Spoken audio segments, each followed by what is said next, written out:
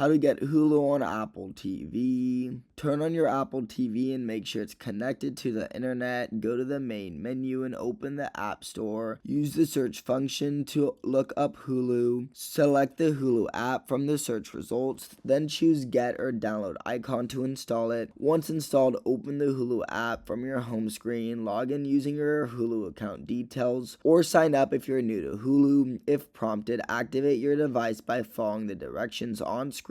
This might include visiting hulu.com/activate on a phone or computer and entering a code shown on your TV. After login or activation, you can start browsing and watching shows or movies through the Hulu app on Apple TV. If the Hulu app isn't showing up, make sure your Apple TV is a 4th generation model or newer, since only these can install new apps. For older Apple TVs without an app store, use AirPlay from an iPhone or iPad to stream Hulu by tapping the AirPlay icon in Hulu on your mobile device and selecting your Apple TV. Subscribe.